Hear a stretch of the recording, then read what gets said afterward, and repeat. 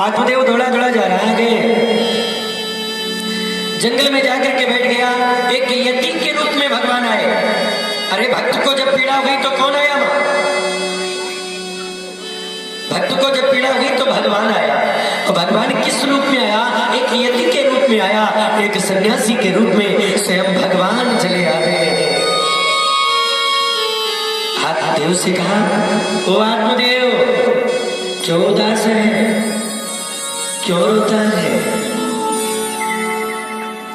आत्मदेव ने कहा, भगवान मेरे कोई संतान नहीं है, मुझे पीड़ा हो रही है।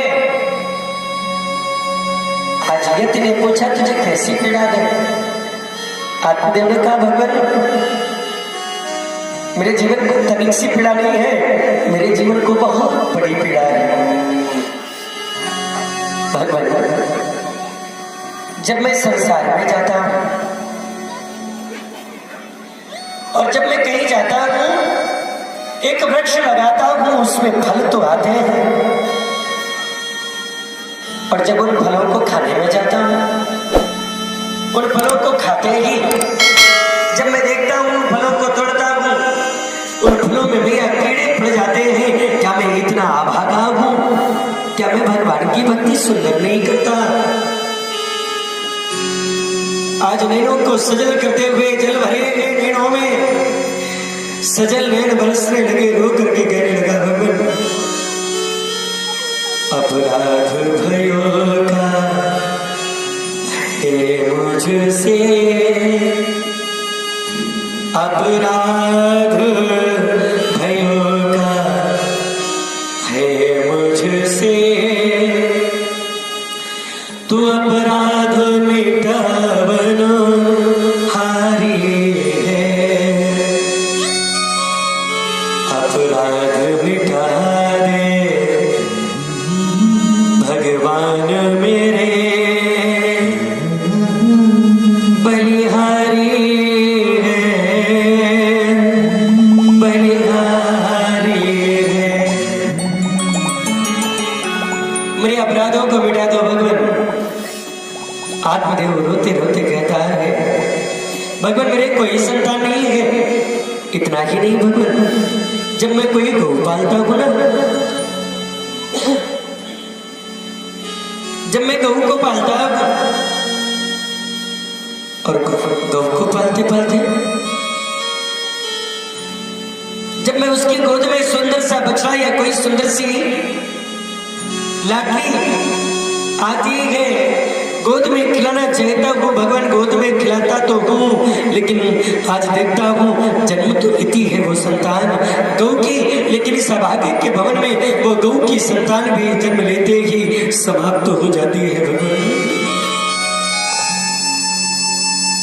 क्या मैं इतना भागा हूँ? आज देखा कि पीड़ा हुई भक्त को भगवान आकर खड़े हो गए। क्या चाहिए आत्मदेव? मांगो।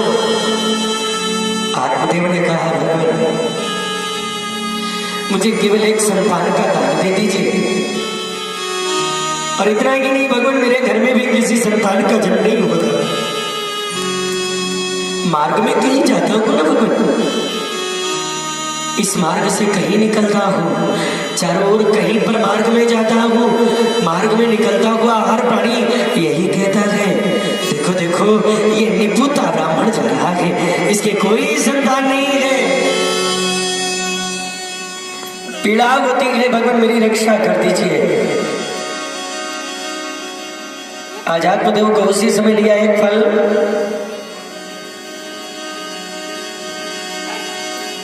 उस संत ने वरदान देना चाहा, नेत्र बंद किया वरदान देने के लिए कि रो रहा कि मेरे चरणों में आत्मदेव मैं इसे पुत्र का दान दे दूं।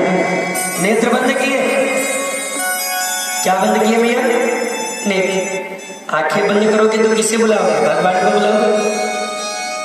आंखें बंद करोगे तो इष्ट को बुलाओगे, और जो इष्ट को बुलाता है वो अपने कर्तव्यनिष्ठ भाव से अगर भगवान को बुलाता है, जो इष्ट को बुलाता है वही अपने गुरु वशिष्ठ को बुलाता है, और जो अपने निज गुरु वशिष्ठ को बुलाता है उसके इष्ट के साथ साथ, उसके गुरु के साथ साथ उस भक्त का भी कल्याण हो जाता है। नेत्र बंद किए, लेकिन वरदान देना चाहा, और जब वरदान देना चाहते हैं देखा इस आत्मदेव के जीवन में कोई संतान नहीं है। संत देवता को चिंता हो गई, मैंने तो वरदान दे दिया तुझे एक पुत्र में दूंगा, कैसे मिलेगा। एक फल ले लिया यति ने, उस संत ने एक फल लिया, कहा ले जाओ आत्मदेव ये फल अपनी धुंधली को खिला देना।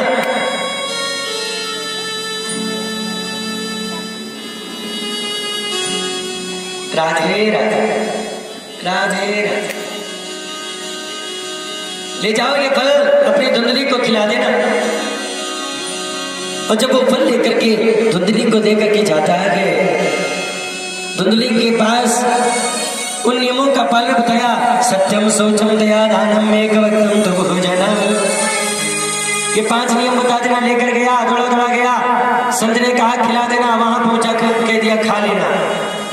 भैया जितना ही टालोगे जीवन से अपने अपने कर्तव्य को, जितना टालोगे जीवन से अपने अपने कर्तव्य को, जितना अपने कर्म से दूर जाओगे उतना ही निज धर्म से दूर जाओगे।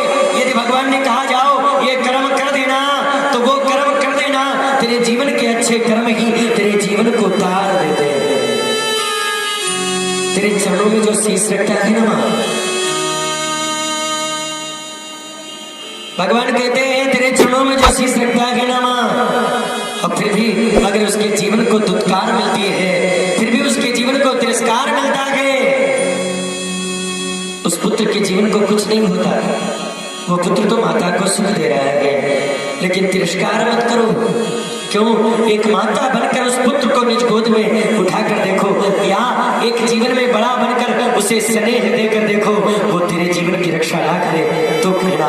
विश्वास जगा कर देखो, विश्वास जागता है, तेरे तोड़ने से ही विश्वास टूटता है। कोई नहीं तोड़ना चाहता मां, तो बार बार उसके विश्वास को तोड़ता है। जब बारंबार विश्वास को तू तोड़ता है, भक्त भी टूट करके एक दिन दूर हो जाता है।